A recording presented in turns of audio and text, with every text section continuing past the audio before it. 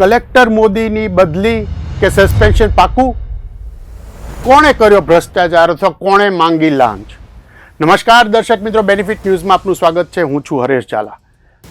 નર્મદામાં 1.5 કરોડની લાંચની માંગ કોણે કરી?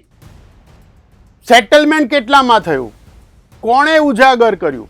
અને જેણે લાંચ માંગી એણે કોઈ નાની વ્યક્તિ પાસે નહીં, મોટા અધિકારી પાસે લાંચ માંગી. અને જિલ્લાના વડાને ખબર પડી તો જિલ્લાના વડાએ સંસદ સભ્યને કેમ કહ્યું? કેમ એ રાજનેતાને એસીબીમાં ટ્રેપ ના કરાયો? શું કલેક્ટર ખાંડણીમાં કંઈક ખાંડી રહ્યા છે? કુલડીમાં કંઈક ગોળ ભાંગી રહ્યા છે? ચૈતરભાઈ વસાવા સાથે એમણે શું ગોઠવણ કરેલી અને શું વાંકું પડ્યું કે મનસુખભાઈને વાત લીક કરી અને આમાંથી એક રાજકીય ઉછાળો, રાજકીય કાદવ ઉછળ્યા? કોને લાભ, કોને નુકસાન? ભ્રષ્ટાચાર તો ચાલતો રહેવાનો. સવાલ એ છે કે ચૈતરભાઈ વસાવા સામે જે આક્ષેપ થયો છે અને જો કલેક્ટર સંજય મોદીએ મનસુખ વસાવાને વાત કરી હોય કે 1.5 કરોડ રૂપિયા ચૈતર વસાવાએ એક્ઝિક્યુટિવ એન્જિનિયર પાસે માંગ્યા હતા, તો કલેક્ટર તરીકે તમારી જવાબદારી શું હતી? શું આ રાજ્યમાં એન્ટી કરપ્શન બ્યુરો ઊંઘે છે? તમે એને જાણ કરીને ચૈતરભાઈને ટ્રેપ કરાવી શકતા ન હતા? કેમ ના કરાવ્યા તમે? શા માટે? તમે ડરો છો ચૈતરભાઈથી કે પછી તમે દૂધ અને દહીં બંનેમાં પગ રાખવા માંગતા હતા? આ આખા વિવાદે કેવો આકાર લીધો છે તે જોવા માટે સૌથી પહેલાં આપણે પાછળથી શરૂઆત કરીએ. શુક્રવારે ભરૂચના સાંસદ મનસુખ વસાવા કલેક્ટરને મળ્યા. હવે સાંભળો સંજય મોદી શું કહે છે.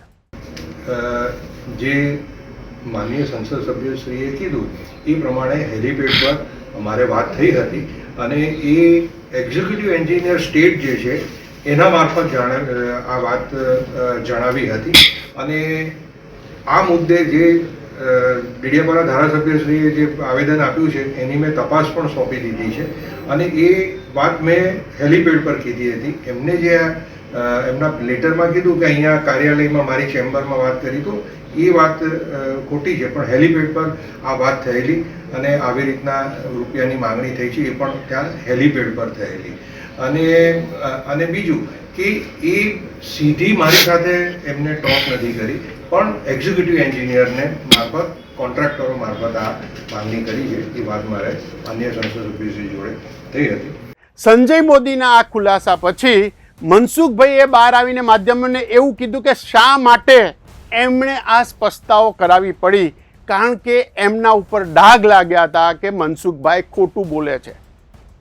અને કેમ મનસુખભાઈ ખોટું બોલે છે સાબિત થયું, તો સૌથી પહેલાં આપણે મનસુખભાઈને સાંભળીએ અને પછી એ પહેલાં શું થયું હતું એ ઘટનાને જોઈશું.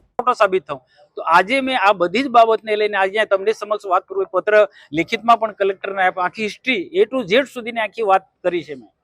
તો આજે મેં કલેક્ટરને વાત કરી અને કલેક્ટરે સ્વીકાર્યું, પણ એને આજે કબૂલ્યું કે કેવડિયામાં હેલીપેડ પર જે અમે જે વાત કરી તે વાત સાચી, પણ એમને આજે કબૂલ કર્યું. મેં સાહેબ તમે તો કીધું તો અમને આ પ્રકારનું કે 75 લાખ, તો એ હેલીપેડ પર વાત સાચી. અને તે કાર્યપાલક ઇજનેર મોદીના કહેવાથી એમણે વાત મને કરી હતી.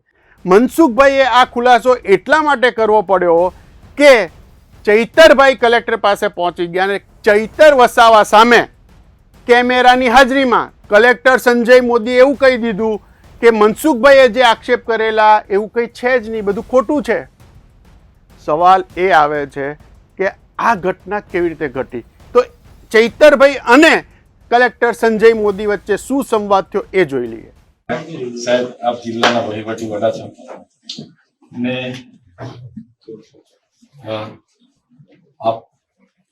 આપે એવી કોઈ મારા વતી સાંસદને અહીંયા બોલાવ્યા હતા અને નીલરાવને બોલાવ્યા હતા અને આપે એવું કીધું છે કે ચૈતરભાઈ 1.5 કરોડ માંગતા હતા, પણ માંડ 75 લાખમાં પૈતું છે અને એમને 75 લાખ રૂપિયા આપણે આપવાના થાય છે. ત્યારે સાંસદે એવું કીધું કે ના ભાઈ, આપણે 1 રૂપિયો આપવાનો થતો નથી.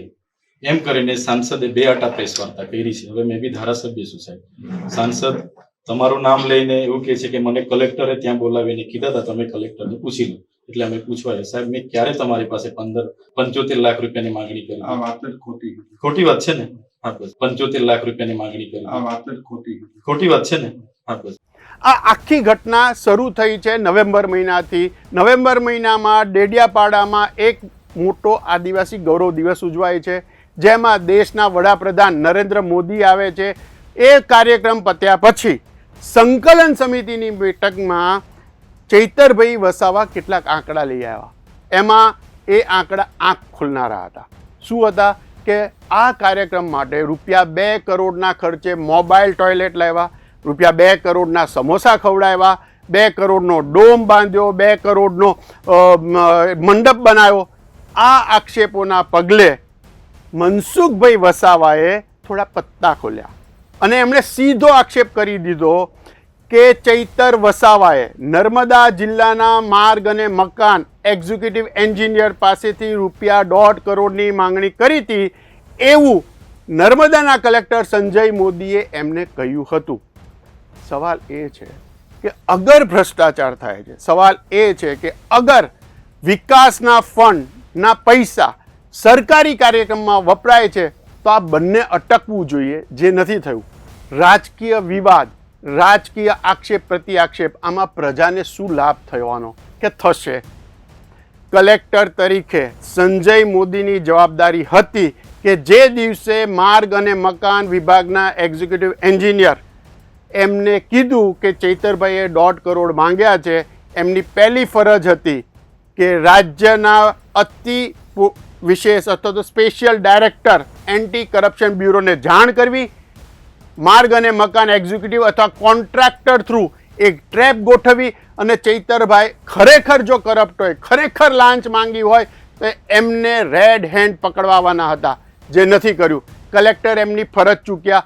ઉલટાનું કલેક્ટરે વાત લીક કરી, રાજનેતાઓ વચ્ચે ઝઘડો પેદા કર્યો. પરિણામ શું આવશે? હવે આ રાજકીય કાવાદાવામાં કલેક્ટરનો ભોગ લેવાશે એવું સુનિશ્ચિત લાગી રહ્યું છે. નર્મદા ભરૂચમાં તો રાજકીય મંડળમાં ચર્ચા ચાલી છે કે આ કલેક્ટરનો ભોગ લેવાશે, કાં તો એમની બદલી થશે અને કાં એમનું સસ્પેન્શન પાકું છે. જે રીતે એમણે શુક્રવારે નિવેદન બદલ્યું એ સ્પષ્ટ કરે છે કે એમના ઉપર ગાંધીનગર સ્વર્ણિમ સંકુલથી જોરદાર દબાણ આવ્યું છે, અથવા તો એ ખુદ ફસાયા છે બોલીને, અને એટલા માટે જ એમણે પોતાના વાક્યને યુ ટર્ન આપ્યો. હવે જોવાનું એ રહે છે કે શ્રીમાન મોદી ફરજ પરથી રજા પર ઉતારી દેવામાં આવે છે કે પછી એમની ટ્રાન્સફર સ્પેશિયલ કેસમાં થાય છે કે પછી રાજ્ય સરકાર એન્ટી કરપ્શન બ્યુરોને કહે છે કે આ આખી વાતની તપાસ કરો. મજા લોકો માટે એટલી જ છે કે રાજકીય કાવાદાવા વચ્ચે પ્રજાના પૈસા વેડફાય છે, પ્રજાના પૈસા વેડફાય એનો દુરુપયોગ કરીને કોઈ લાંચ માંગે છે અને બધા છૂટી જાય છે એકબીજા પર આક્ષેપ પ્રતિ આક્ષેપ કરી. આ પ્રજા કે રાજ્યની તિજોરી માટે હિતની વાત નથી. આવા જ વિશ્લેષણ જોતા રહેશો બેનિફિટ ન્યૂઝ 24.com પર અને એની યુટ્યુબ ચેનલ અને ઇન્સ્ટાગ્રામ હેન્ડલ સબસ્ક્રાઈબ કરો.